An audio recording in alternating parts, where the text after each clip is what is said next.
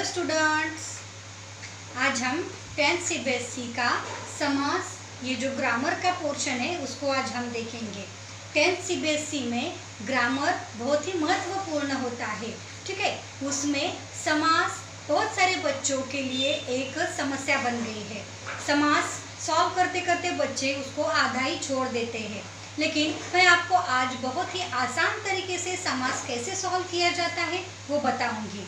ये समास जो है, समास का मतलब क्या होता है कि कम से कम दो शब्दों को अलग करके जो नया शब्द बनेगा उसको हम समास कहते हैं, ठीक है। तो समास जो है 4 प्रकार का होता है। कौन से? तत्पुरुष, बहुव्रीहि, अव्ययीभाव और द्वंद्व। ये 4 ही समास अभी इस साल आपको पढ़ने के लिए है। ये 4 समास आपको 4 मार्क्स के लिए आएंगे। उनमें से जो अव्ययीभाव समास है इसको हम आज विस्तार से पढ़ते हैं। अव्ययीभाव समास में आपको जिस शब्द को पहले अव्यय लगेगा उसको हम अव्ययीभाव समास कहेंगे, ठीक है।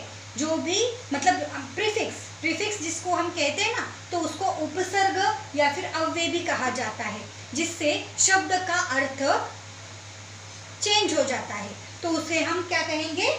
उपसर्ग और अव्यय कहेंगे। ये 6 अव्यय आप अगर याद रखते हो तो आप ये समास बहुत ही जल्दी समझ जाओगे। तो ये 6 अव्यय कौन से हैं? उप, निर, अनु, यथा, प्रति और स, ठीक है। तो उप आया तो आपको समीपम लिखना है, निर आया तो आपको अभाव लिखना है, अनु आया तो एक तो योग्यम या फिर पश्चात लिखना है, यथा आया तो अनतिक्रम में लिखना है, प्रति आया तो लास्ट वाला वर्ड दोहराना है, स आया तो सहितम लिखना है। अभी सिर्फ इतना ही लिखना है नहीं है आपको, उसके साथ साथ ही उसकी विभक्तियां भी चेंज हो जाती है। जैसे कि उप आया तो हम समीपम लिखेंगे, लेकिन समीपम लिखेंगे कहाँ? जो आपको शब्द बताया गया है उस शब्द की आपको षष्ठी विभक्ति करनी है और बाद में आपको समीपम लिखना है। फॉर एग्जाम्पल उपनगरम, ऐसा अगर आपको वर्ड आ जाता है तो नगर इस शब्द की आपको षष्ठी विभक्ति करनी है और बाद में समीपम लगाना है और फिर ये समास आपका बन जाएगा। तो नगर की षष्ठी विभक्ति क्या बनेगी? नगरस्य। क्या बनेगी? नगरस्य। नगरस्य समीपम उपनगरम। यहाँ पर जो एग्जाम्पल दिया गया है उपरामम दिया गया है, तो राम की षष्ठी विभक्ति क्या बनेगी? षष्ठी विभक्ति रामस्य। और यहाँ पर बहुवचन नहीं लेना है, आपको एक वचन ही लेना है ना। जैसे कि रामस्य रामयोः रामाणाम बनेगा। अगर वर्ड एक वचन में दिया गया है तो विभक्ति भी एक वचन में ही करनी है। अगर शब्द बहुवचन में दिया होता है तो आपको बहुवचन भी लगाना है, लेकिन ज्यादा से तरीके से तो आपको एक वचन में ही आता है। इसलिए उपरामम, राम की षष्ठी विभक्ति क्या बनी? रामस्य। रामस्य समीपम उपरामम। वैसे ही और क्या शब्द बनेंगे हम कुछ जान सकते हैं? उपनगरम, उपरामम, उपग्रामम, उपगंगम, और क्या बनेगा? उपवृक्षम, है ना। तो ये जो वृक्ष, नगर, ग्राम, इसकी आपको क्या करनी है? षष्ठी विभक्ति करनी है और बाद में समीपम लगाना है। उसके बाद दूसरा जो अव्यय है वो है निर। निर का मतलब होता है अभावित, जिसमें अभाव रहता है। अभाव मतलब जिसका यहाँ पर कोई भी नहीं है, वो अभाव रहेगा। तो यहाँ पर हम उदाहरण से पढ़ेंगे। निर्जलम। निर्जलम, निर्जलम मतलब क्या होता है? जल का अभाव, मतलब जहाँ पर पानी बहुत ही कम है या फिर है ही नहीं, तो इसलिए यहाँ पर मीनिंग क्या होगा? अभाव। ये किसका मीनिंग होगा? निर का मतलब होता है अभाव। यहाँ पर भी आपको षष्ठी विभक्ति करनी है। किसकी विभक्ति करोगे आप? षष्ठी। जो वर्ड आपको दिया गया है उसकी आपको षष्ठी विभक्ति करनी है और बाद में अभाव लगाना है। तो यहाँ पर जल की षष्ठी विभक्ति क्या बनेगी? जलस्य। और फिर बाद में क्या लिखना है? अभावः।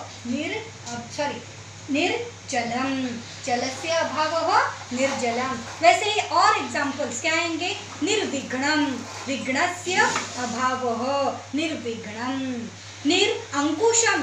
अंकुशस्य अभावः निरंकुशम। आए समझ में? अब हम तीसरा उपसर्ग पढ़ेंगे, अनु। अनु ये 2 अर्थ में आता है। कौन से? एक तो योग्यम और दूसरा आएगा पश्चात। एक तो योग्यम और दूसरा आएगा पश्चात। इसमें भी आपको षष्ठी विभक्ति करनी है। एग्जाम्पल रहेगा अनुरूपम और दूसरा रहेगा अनुरथम। अनुरूपम, अनुरूपम मतलब क्या होता है? योग्य के अर्थ में। तो रूप की षष्ठी विभक्ति क्या बनेगी? रूपस्य योग्यम अनुरूपम।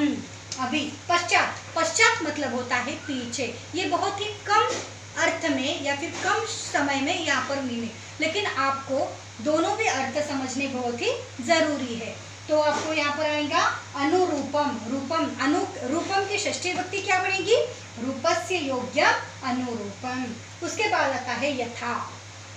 यथा, यथा आएगा तो आपको अनतिक्रम में लिखना है और फिर से द्वितीय विभक्ति करनी है। अब तक हमने षष्ठी षष्ठी षष्ठी विभक्ति की, अभी जब यथा आता है तो हमें द्वितीय विभक्ति करनी है। किसकी द्वितीय विभक्ति करनी है? जो शब्द आपको दिया गया है उसकी द्वितीय विभक्ति करेंगे। फॉर एग्जाम्पल यथाशक्ति, शक्तिम अनुसृत्य। शक्ति की द्वितीय विभक्ति क्या बनी? शक्तिम बनी। तो बाद में क्या लगाएंगे?